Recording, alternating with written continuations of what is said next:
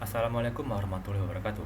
Saya Habib Huta Barat akan menjelaskan tentang fungsi trigonometri dan jenis-jenis fungsi trigonometri. Apakah trigonometri itu? Trigonometri merupakan cabang ilmu matematika yang membahas tentang ukuran dalam segitiga. Lantas, apakah fungsi trigonometri dan trigonometri itu sama? Sebenarnya, fungsi trigonometri merupakan bagian dari trigonometri. Fungsi trigonometri merupakan suatu fungsi yang memiliki grafik berulang secara terus-menerus dalam suatu periode tertentu. Jika trigonometri mempelajari sudut dan sisi segitiga, fungsi trigonometri mempelajari hubungan antara sudut-sudut dan sisi-sisi dalam segitiga tersebut. Ada 6 fungsi trigonometri dasar yang digunakan dalam trigonometri.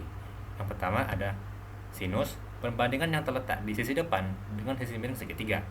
Yang kedua ada sinus.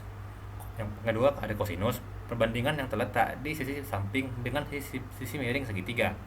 Yang ketiga ada tangen, perbandingan yang terletak di sisi depan dengan sisi samping segitiga. Yang ketiga ada kosekan, perbandingan yang terletak di sisi miring dengan sisi miring dengan sisi depan segitiga. Kosekan merupakan kebalikan dari sinus. Yang keempat ada sekan, perbandingan yang terletak di sisi miring segitiga dan sisi samping segitiga. Sekan juga merupakan kebalikan dari kosinus. Yang kelima ada kotangan, perbandingan yang terletak di sisi samping dan sisi depan segitiga. Dan kotangan juga merupakan kebalikan dari tangan. Assalamualaikum warahmatullahi wabarakatuh. Perkenalkan, nama saya Amir Aditya. Saya akan menjelaskan tentang rumus-rumus fungsi trigonometri dan nilai fungsi trigonometri. Rumus-rumus trigonometri dasar disertai dengan fungsi trigonometri untuk sudut-sudut istimewa. Rumus trigonometri dasar yaitu ada sinus didefinisikan sebagai perbandingan antara sisi yang berlawanan dengan sudut terhadap sisi miring atau hipotenusa. Kedua ada kosinus didefinisikan sebagai perbandingan antara sisi yang berdekatan dengan sudut terhadap sisi miring. 3 ada tangen didefinisikan sebagai perbandingan antara sisi yang berlawanan dengan sudut terhadap sisi yang berdekatan. Yang 4 ada kosekan, kebalikan dari sinus. 5 sekan merupakan kebalikan dari kosinus. Yang 6 ada kotang, merupakan kebalikan dari tangen. Yang kedua ada nilai fungsi trigonometri untuk sudut istimewa. Nilai-nilai dasar fungsi trigonometri untuk sudut-sudut khusus dalam derajat yaitu ada 0 derajat, sin 0 sama dengan 1, tan 0 sama dengan 0. Yaitu selanjutnya ada 30 derajat, sin 30 sama dengan 1/2, cos 30 sama dengan akar 3/2, tangen 30 sama dengan 1/akar 3. 3 ada 45 derajat, sin 45 sama dengan akar 2/2, cos 45 ada sama dengan akar 2/2, tan 45 sama dengan 1. Selanjutnya ada 60 derajat, sinus 60 sama dengan akar 3/2, cos 60 sama dengan 1/2, tan 60 sama dengan akar 3. Selanjutnya ada 90 derajat, sin 90 sama dengan 1, cos 90 sama dengan 0, tan 90 tidak terdefinisi. Halo semuanya, Assalamualaikum warahmatullahi wabarakatuh. Halo semuanya, perkenalkan nama saya Muhammad Abdul Bangko dari kelompok 4. Sebagai pemateri ketiga ingin melanjutkan tentang fungsi trigonometri dalam 4 kuadrat. Jadi maksud 4 kuadrat ini adalah sudut lancip yang diukur mengacu pada sumbu X positif. Dari alur berwarna yang berbeda, fungsi trigonometri memiliki tanda yang sangat numerik antara positif dan negatif di kuadran yang berbeda. Yang didasarkan pada sumbu positif negatif kuadran, fungsi trigonometri tersebut ada kuadran 1 dan 2. Contoh, sinus dan kosekant itu berada di positif dan negatif di kuadran 3 dan 4. Jadi semua fungsi tersebut memiliki rentang positif di kuadran pertama. Jadi fungsi trigonometri tersebut tangen dan kotangen positif hanya di kuadran 1 sampai 3 saja. Dan rasio trigonometri di kosinus 0 secant 0 positif hanya di kuadran 1 sampai 4. Baik, selanjutnya kita melanjutkan tentang materi kita, grafik fungsi trigonometri. Grafik fungsi trigonometri dasar itu ada 3. Yang pertama, grafik fungsi y sama dengan sin x.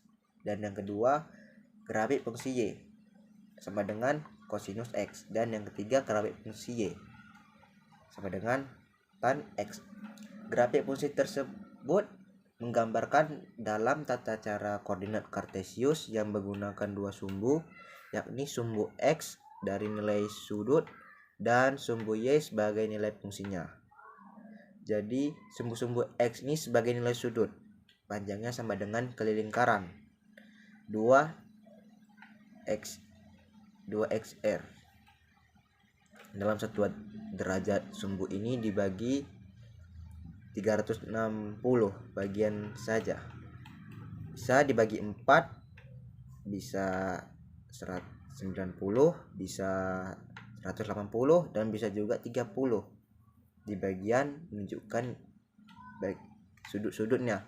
Sedangkan dalam satuan derajat nilai-nilai ini tersebut dikonversikan ke dalam z, radian. Sumbu-sumbu y ini nilai fungsi skala hitung satuan sebagai panjang jari-jari lingkaran. Terdapat 3 komponen dalam grafik fungsi trigonometri, yaitu yang pertama, nilai fungsi maksimum adalah nilai koordinat tertinggi yang dicapai oleh fungsi itu. Dan yang kedua, nilai fungsi minimum ialah nilai koordinat terendah yang dicapai oleh fungsi itu juga. Dan yang ketiga, periode fungsi, yaitu besarnya interval sudut yang diperlukan untuk melakukan satu pecahan fungsi. Oke,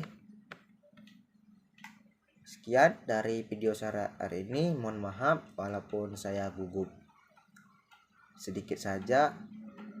Mohon maaf, bila taufik wal hidayah. Wassalamualaikum warahmatullahi wabarakatuh. Bye. Assalamualaikum warahmatullahi wabarakatuh. Saya Sazwani Ardia Saira akan menjelaskan tentang teorema dalam fungsi trigonometri. Yang pertama, teorema Pythagoras.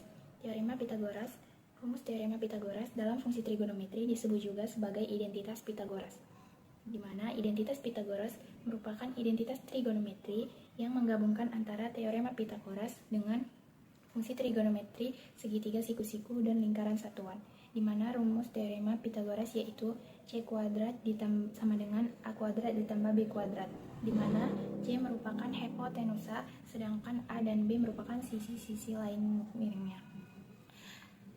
Di sini kita akan mendapatkan rumus identitas trigonometri yaitu sin kuadrat alfa ditambah cos kuadrat alfa sama dengan 1. Yang kedua adalah teorema sudut ganda. Teorema sudut ganda digunakan untuk menyatakan rasio dalam trigonometri sudut ganda 2 theta dalam bentuk rasio trigonometri sudut ganda theta tunggal. Rumusnya yaitu sin 2 theta sama dengan 2 sin theta cos theta. Yang kedua adalah cos 2 theta sama dengan cos 2 theta dikurang sin 2 theta. Yang ketiga adalah tan, yaitu tan 2 theta sama dengan 2 tan theta per 1 dikurang tan kuadrat theta. Yang ketiga adalah teorema sudut setengah. Teorema sudut setengah atau identitas trigonometri setengah sudut adalah rumus yang digunakan untuk menghitung setengah sudut dari masing-masing fungsi trigonometri dasar, yaitu sinus, kosinus, dan tangen. Rumus-rumus tersebut adalah sin 1/2 alfa sama dengan plus minus akar 1 dikurang cos alfa per 2. Yang kedua, cos setengah alfa sama dengan plus minus akar 1 ditambah cos alfa per 2.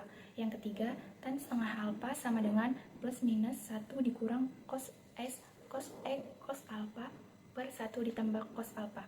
Plus minus pada rumus tersebut akan muncul ketika di depan akar kuadrat atau radian. Plus minus juga dapat menentukan positif atau negatifnya jawaban, tergantung di kuadrat mana setengah sudut itu berada. Yang keempat adalah teorema jumlah dan selisih sudut, yaitu 6 Rumus utama penjumlahan dan selisih sudut membantu untuk mengevaluasi nilai fungsi trigonometri pada sudut-sudut yang dapat dinyatakan sebagai penjumlahan atau selisih sudut-sudut istimewa. 0 derajat, 30 derajat, 45 derajat, 60 derajat, 90 derajat, dan 180 derajat. Rumusnya yang pertama sinus, yaitu sin alfa ditambah beta sama dengan sin alfa cos beta ditambah cos alfa sin beta. Yang sin kedua yaitu sinus alfa ditambah beta sama dengan sin alfa cos beta dikurang cos alfa sin beta.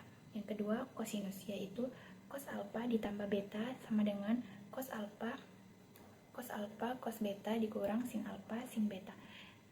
Cos yang kedua yaitu cos alfa dikurang beta sama dengan cos alfa cos beta ditambah sin alfa sin beta. Yang ketiga adalah tangen, yaitu tangen tan alfa ditambah beta sama dengan tan alfa ditambah beta per 1 dikurang tan alfa tan beta. Tan yang kedua yaitu tan alfa dikurang beta sama dengan tan alfa ditambah tan beta per 1 ditambah tan alfa tan beta.